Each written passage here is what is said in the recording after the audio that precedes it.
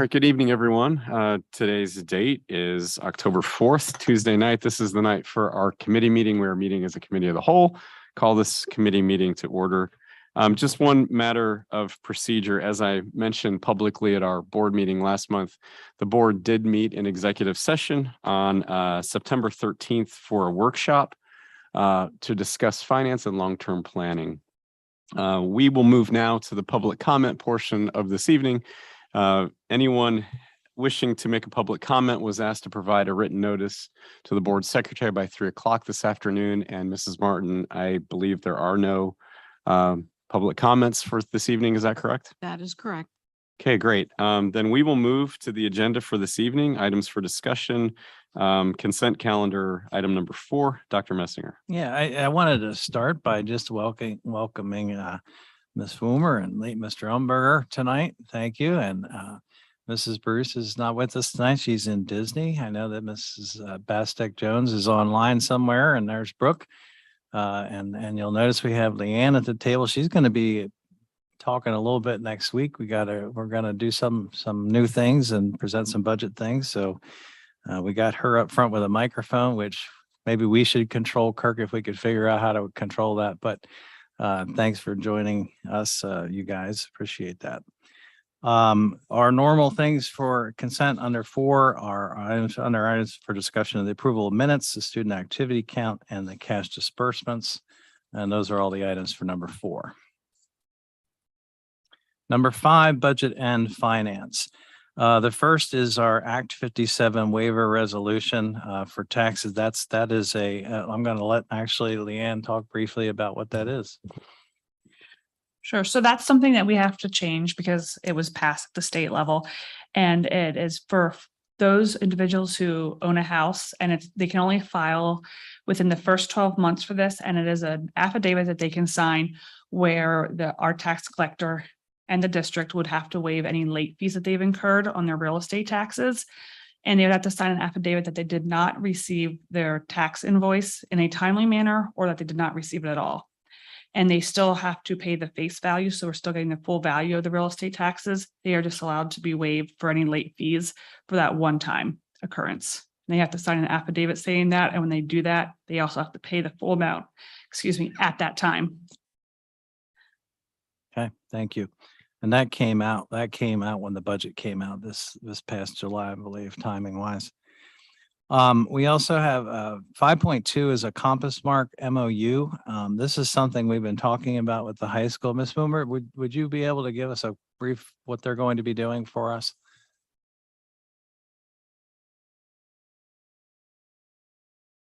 Yep, I think we're good. Okay. Yeah, so Compass Mark is going to be providing us with preventative classes. Right now, they're just focused on the middle school. So we would like to do 6th grade and 8th grade. And this would be at the end of the day during their win time. It's free of cost to school districts, and it just focuses on, preventative measures and the dangers of vaping, which has become, as you know, popular and unfortunately in a lot of school districts. So this would give us a chance to teach kids about the dangers. 5 classes. However, we can have teachers give them the pre-survey ahead of time. So that way we only need to pool them for 4 classes. So it's only 4 wins over the course of a few weeks that they would go to a location, probably middle school cafeteria, and they would be presented with that information. So seems like a really good opportunity for the middle school kids, especially before they get to high school. Yeah, thank you. So, yeah, I sure. think this is one of the things that we've been wanting to do in terms of education. Talked about Saturday detentions and our cessation program, and this is a step in that direction. Number 5.3 is a student service agreement with the Children's Center for Treatment for one of our students. And 5.4 is our med ed easement, and Mr. Reese is going to talk about that. So the med ed easement is the path that the power is going to travel to get into the new building. There's actually conduit underground, and this is just giving med ed the legal rights to that space. It's the distance between the pole that our power is entering for the elementary school from School Drive into the pad area where the transformer is going to be located.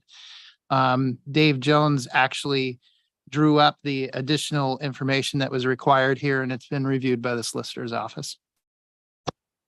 Okay, any questions on budget and finance? I have a question about the MOU. How is it?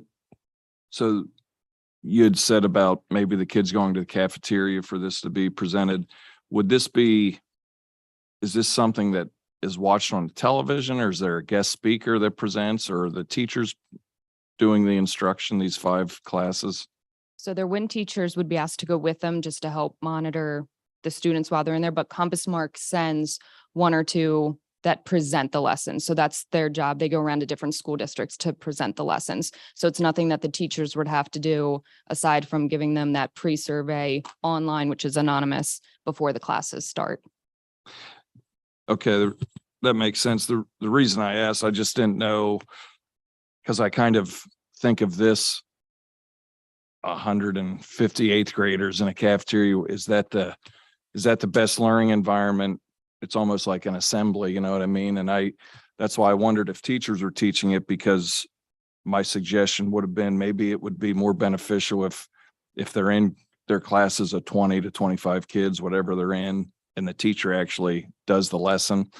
We do that at Hershey once a week. We have, it's kind of like this. It's some kind of theme for the day. It's called SEL, but it's some kind of theme, like this theme might be vaping, and we would teach the lesson, and it's really good. We just started this year, and it just seems really effective when you do it with 25 kids. Actually, they're even smaller because the 9th graders are taken out of it and they do their own thing. So we have like 15 kids, and the teaching's really like effective and hands-on.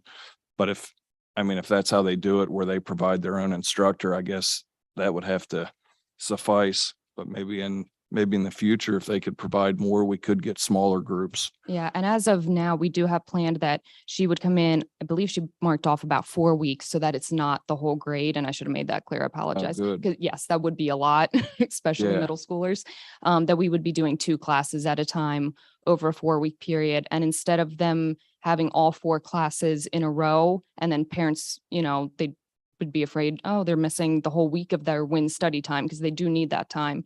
It would be lesson 1, and then the next group lesson 1, next group lesson 1, and then it circles back to the first group.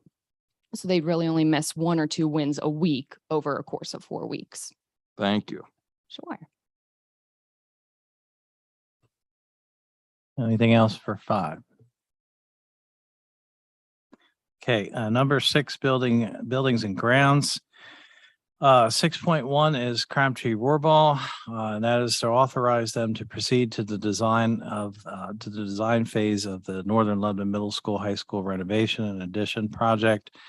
That's a continuation of the study and the contract that we signed a long time ago. We talked about that at the workshop, and some of the needs we all know about.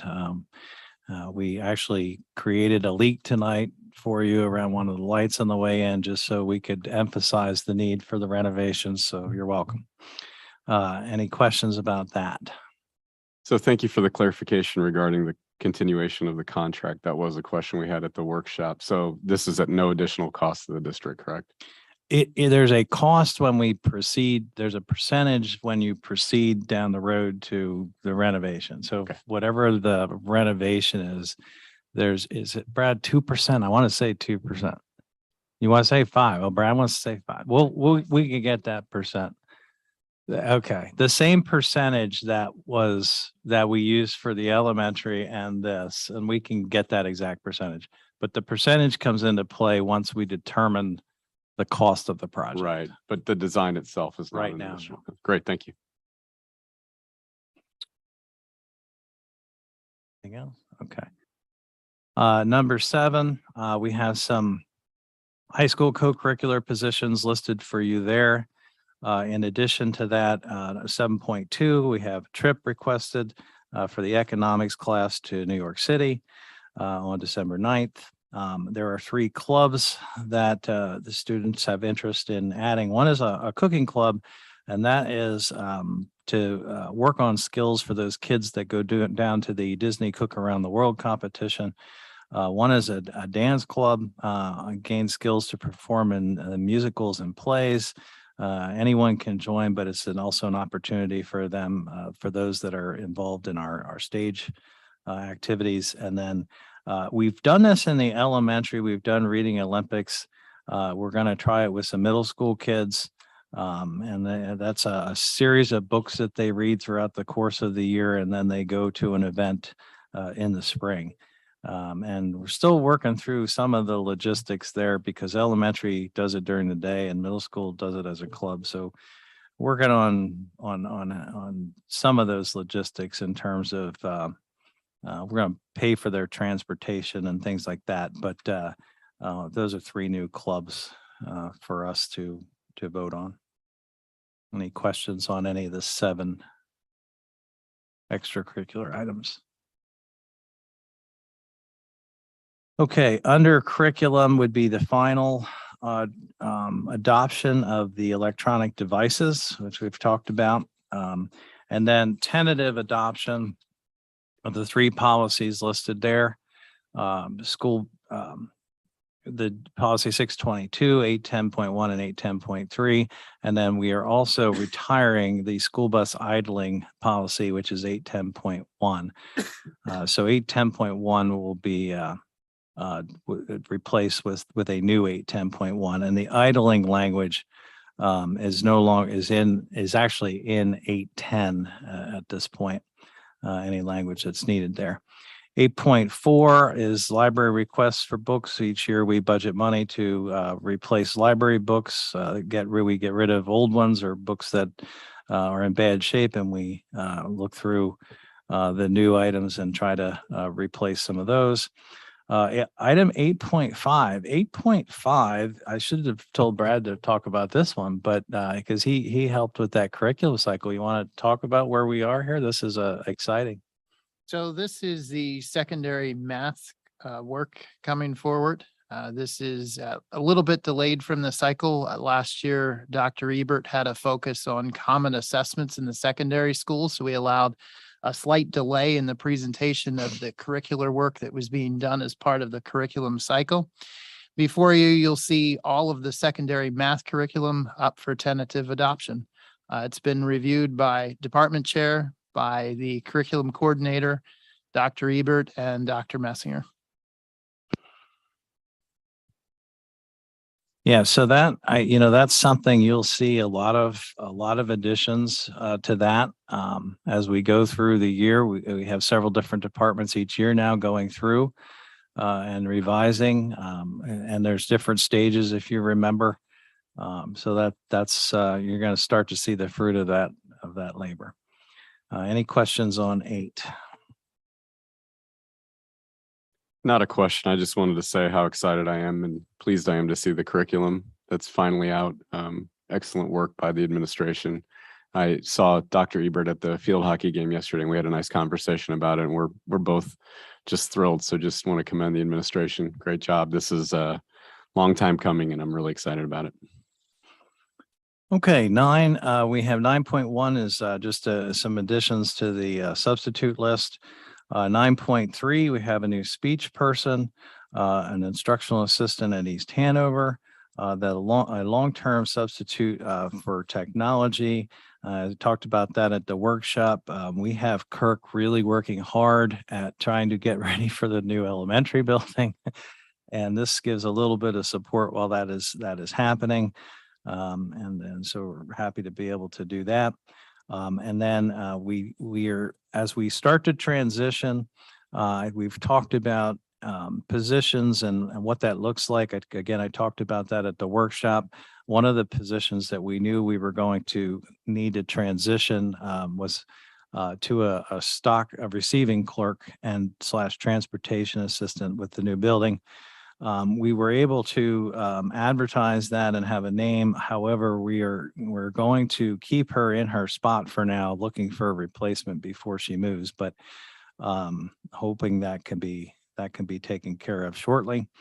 In 9.3, we have a couple of resignations for you, and one in particular that I want to draw your attention to, and that is Kate will be moving on from us. Kate, I want to thank you personally for your service. Tonight's your last meeting, and you did a fantastic job. We wish we could have hung on to you longer, and But thank you very, very much for your support and your time. I have enjoyed it and enjoyed working with all of you and look forward to being back in the district someday soon.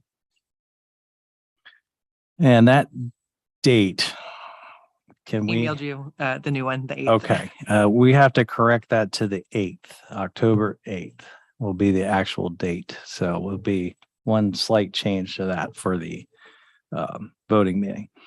And then 9.4, actually this stems from I guess a lack maybe of written procedure when we have people that are redesignated from one position to another and crediting them for their years. And we did not give Michelle Lowen enough credit for her years. Since then, Leanne and I spent some time together and came up with the way that we'd like to do that. And actually went back to Pat and she said, yeah, that's the way we've done some things in the past. So that's good. We're consistent. But I am halfway through and we'll be done hopefully tomorrow with an administrative procedure so that we have it in writing now. And so that we won't have to find old memos or emails to try to figure it out. So want to get that corrected. Any questions on 9? Again, just a couple of comments. Kate, I would also just like to reiterate how much we appreciate having you on the board. It's been much too short and we wish we could have you on the board a lot longer. You've been a tremendous asset and a great contributor, and not looking forward to the process of replacing you. But as it pertains to that process, I just wanted to note for the board that we are going to publish in advance of the board meeting next Tuesday, the process that we are going to follow to find a replacement for Director Kimball Tazinski. That will include, we're hoping, we haven't hammered it out, but we hope that that's going to include some questions from the board that we will circulate to potential candidates in advance so that they can respond to those and not be limited to 4 minutes in front of the board to just speak their mind and have us try to make a decision based upon that. But we will publish formally what that process will be next week. Any questions? Is the hope that we will appoint somebody at the November meeting? Yes, good question. So under policy and under law, we have 30 days to appoint a replacement. So by doing it this way, if we publish the announcement is made today, but the resignation is official on the 8th. So with the process being notified next Tuesday, that gives us exactly 30 days. So the idea would be that we would have the selection meeting at our regular November board meeting, which is on a Monday in November due to the election on Tuesday. So just please note that. So the selection will be at our regular meeting. And the thought right now is, and at least the hope is that we would give interested candidates from the committee meeting to the regular meeting to provide written responses to some of those questions, so that at that meeting, we will all be prepared a little more to have an interview with them, whatever that might look like. Any other questions? Okay, and number 10 is information items. 1, we attached a book that the IU had done, and it's a list of Pennsylvania mandates that school districts have to do, and it's eye-opening when you look at the things that we're required to do. I encourage you to open that PDF and take a look at that. I will tell you that since the budget passed in July, it's already outdated and there were more mandates put in place. So, there's some that aren't there, but it's really when you start to talk about, the amount of work that needs to be done because the state wants it done sometimes, it's a little bit head scratching, but anyway, wanted to share that with you. And then item B is just some Lebanon Valley College students that are observing and assisting some of our teachers for the semester. Great. Any questions regarding the agenda for next week? Anything else for the good of the board? Okay, hearing none, this meeting is adjourned. Thank you very much.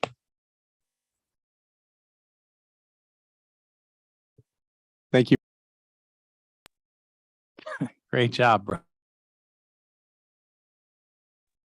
Thanks, guys. Have a great night.